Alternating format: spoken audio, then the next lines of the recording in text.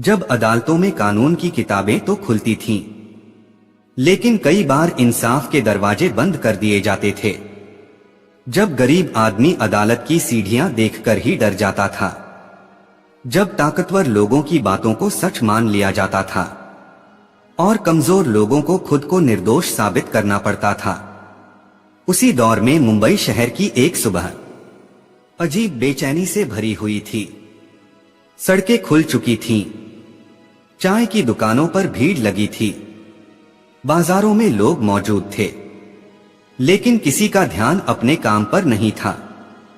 हर तरफ सिर्फ एक ही नाम की चर्चा थी, श्याम। और मैं हूं संजीव। अरे सुना तुमने, वही बंदरगाह वाला लड़का? हाँ, कहते हैं उसने बहुत बड़ा अपराध किया है। मुझे तो पहले से शक था। लोग बातें कर रहे थे, लेकिन सच किसी को नहीं पता था। श्याम कोई बड़ा आदमी नहीं था, न उसके पास पैसा था, न पहचान, न ताकत। वो सिर्फ एक साधारण मजदूर था। उसकी उम्र लगभग 26 साल थी।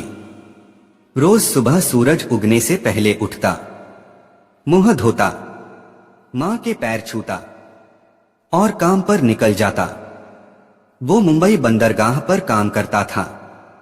दिन भर भारी बोरे उठाता, पसीना बहाता और शाम तक उसका पूरा शरीर थककर टूट जाता। लेकिन जब वो घर लौटता तो सारी थकान गायब हो जाती, क्योंकि घर में उसकी दुनिया उसका इंतजार करती थी। एक बूढ़ी मां और एक छोटी बहन। घर छोटा था, दीवारों में दरारें थीं, बरसात में छत से पानी टपकता था, लेकिन वहां प्यार बहुत था।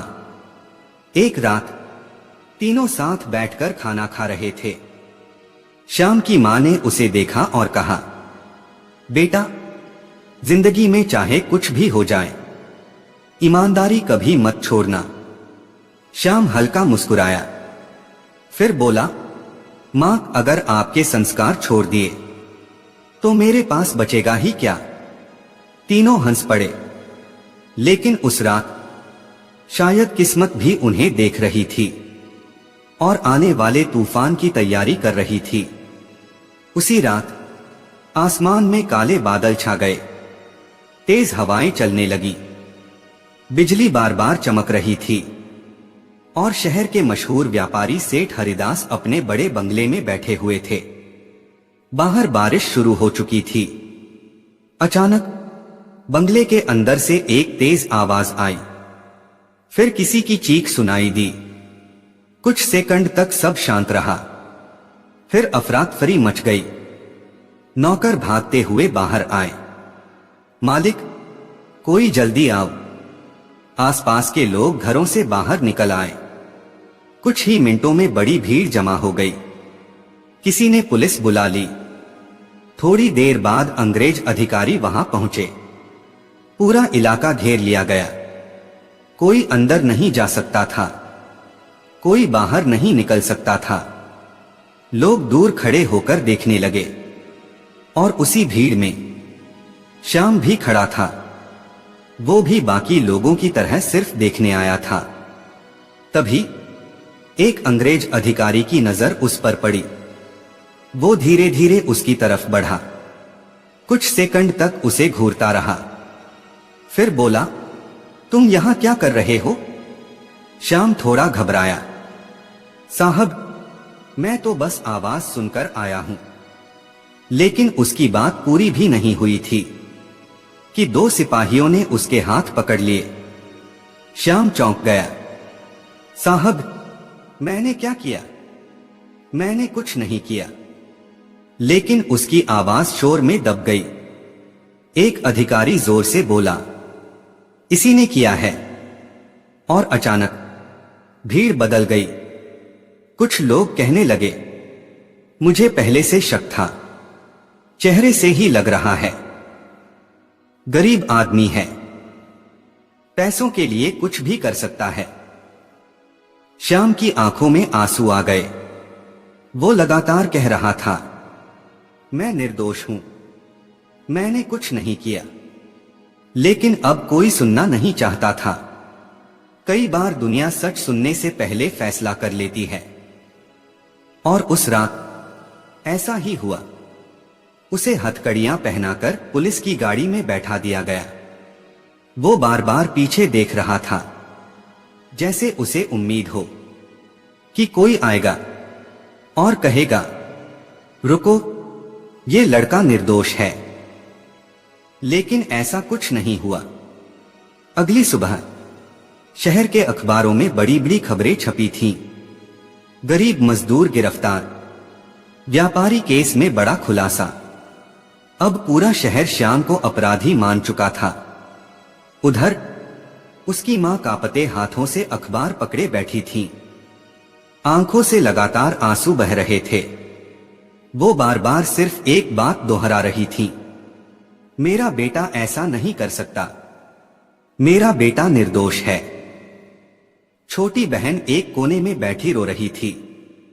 घर का माहौल पूरी तरह टूट चुका था। उधर जेल की अंधेरी कोठरी में श्याम अकेला बैठा था। उसकी आंखों के सामने मां का चेहरा घूम रहा था। उसे अपनी बहन की हंसी याद आ रही थी, और उसके मन में सिर्फ एक सवाल था, अगर मैंने कुछ नहीं किया तो मैं यहां क्यों हूं? तभी जेल का दरवाजा खुला। एक अधिकारी अंदर आया। उसने ठंडी आवाज में कहा, कल तुम्हें अदालत ले जाया जाएगा, और अगर सबूत तुम्हारे खिलाफ हुए तो तुम्हारी जिंदगी हमेशा के लिए बदल जाएगी। पूरी रात श्याम सो नहीं पाया। अगली सुबह अदालत के बाहर हजारों लोगों की भीड़ जमा थी। हर कोई फैसला सुनना चाहता था।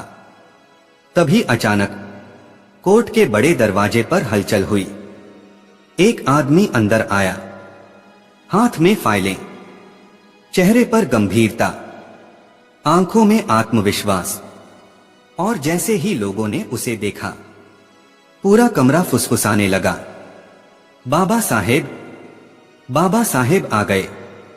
और तभी बाबा साहेब ने फाइल बंद की, सामने देखा और कुछ ऐसा कहा जिससे पूरा कमरा कुछ सेकंड के लिए बिल्कुल शांत हो गया। अदालत के बाहर हजारों लोगों की भीड़ जमा थी। लोग एक दूसरे को धक्का देकर अंदर जाने की कोशिश कर रहे थे। हर किसी के चेहरे पर बेचैनी थी। हर कोई एक ही बात जानना चाहता था, क्या आज फैसला हो जाएगा? क्या वही लड़का अपराधी है? उधर अदालत के अंदर श्याम सिर झुकाकर खड़ा था। उसके हाथ कांप रहे थे, आंखें लाल थीं। पूरी रात वो सो नहीं पाया था। उसके दिमाग में सिर्फ मां का चेहरा घूम रहा था। उसे याद आ रही थी मां की वो बात, बेटा सच कभी हारता नहीं। लेकिन आज उसे लग रहा था जैसे सच बहुत कमजोर हो गया है। पूरा कोर्ट शांत था। जज अपनी कुर्सी पर बैठ चुके थे। सरकारी वकील आत्मविश्वास के साथ खड़ा था। उसे लग रहा था आज मामला खत्म हो जाएगा। तभी अचानक अदालत के बड़े दरवाजे खुले। पूरा हॉल शांत हो गया। धीरे धीरे एक आदमी अंदर आया, हाथ में फाइलें, चेहरे पर गंभीरता, आंखों में आत्मविश्वास। और जैसे ही लोगों ने उसे देखा, पूरा कमरा फुसफुसाने लगा, बाबा साहेब, बाबा साहेब आ गए। सरकारी वकील के चेहरे का रंग बदल गया। जज ने पूछा, आप यहां किस लिए आए हैं? बाबा साहेब शांत आवाज में बोले, सच की तरफ से। कुछ सेकंड के लिए पूरा कोर्ट शांत हो गया। बाबा साहेब धीरे धीरे आगे बढ़े। उन्होंने फाइल खोली, फिर पहले गवाह के सामने जाकर खड़े हो गए। तुमने कहा था कि तुमने श्याम को देखा था। गवाह बोला, जी देखा था। बाबा साहेब ने पूछा, उस रात बारिश हो रही थी? जी। अंधेरा था? जी। बहुत तेज हवा चल रही थी? जी। बाबा साहेब कुछ सेकंड तक उसे देखते रहे। फिर धीरे से बोले, तो फिर इतनी बारिश और अंधेरे में तुमने उसका चेहरा साफ कैसे देख लिया? पूरा कोर्ट अचानक शांत हो गया। गवाह के चेहरे का रंग बदल गया। उसके माथे पर पसीना आ गया। उसकी आंखें इधर उधर घूमने लगी। वो हकलाने लगा, मैं बाबा साहेब की आवाज और तेज हो गई। सच बोलो। गवाह डर गया, लेकिन फिर खुद को संभालते हुए बोला, मैंने देखा था। बाबा साहेब मुस्कुराए। उन्होंने फाइल से एक कागज निकाला। फिर बोले, लेकिन पुलिस रिपोर्ट कहती है। उस रात बिजली पूरे इलाके में बंद थी। पूरा कोर्ट चौंक गया। अब लोगों के चेहरे बदलने लगे थे। सरकारी वकील परेशान दिखाई देने लगा। बाबा साहेब आगे बढ़े। उन्होंने दूसरा गवाह बुलाया। तुमने कहा था श्याम भाग रहा था। जी, किधर भाग रहा था? पूर्व दिशा में। बाबा साहेब ने तुरंत पूछा। और बंगले का मुख्य रास्ता किस तरफ है? गवाह चुप हो गया। उसके होंठ कांपने लगे, क्योंकि उसे पता ही नहीं था। पूरा कोर्ट अब फुसफुसाने लगा। लोग एक दूसरे को देखने लगे। जज ध्यान से सब सुन रहे थे। फिर बाबा साहेब तीसरे गवाह के पास पहुंचे। तुमने कहा था श्याम के कपड़ों पर खून था। जी, बाबा साहेब ने पूछा। कौन से कपड़े? गवाह बोला, सफेद कुर्ता। बाबा साहेब ने तुरंत पुलिस अधिकारी की तरफ देखा। फिर बोले, लेकिन गिरफ्तारी रिपोर्ट कहती है। श्याम ने नीली शर्ट पहनी हुई थी। पूरा कोर्ट जैसे जम गया। सरकारी वकील के हाथ से फाइल गिर गई। लोग अपनी सीटों से खड़े होने लगे। अब तीनों गवाहों के चेहरे पर डर साफ दिखाई दे रहा था।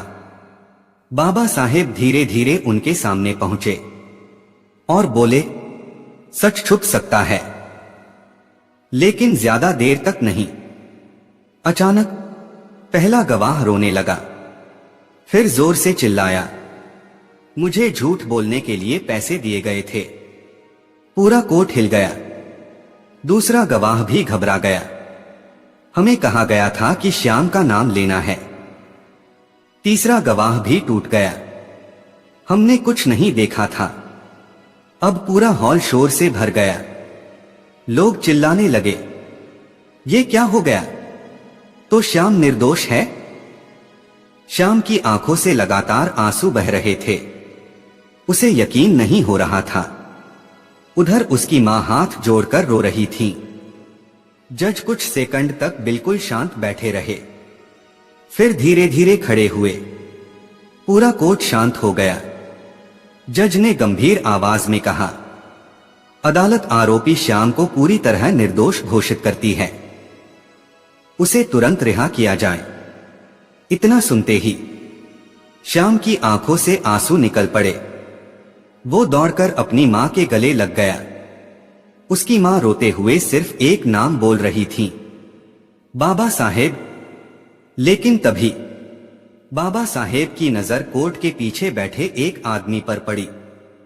उस आदमी के माथे पर पसीना था, चेहरे पर डर था, और जैसे ही उसकी नजर बाबा साहेब से मिली, वो धीरे धीरे बाहर निकलने लगा।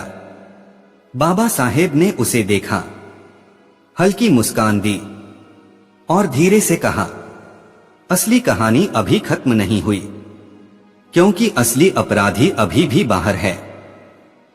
तो मिलते हैं अगली वीडियो में। जय भीम, जय संविधान।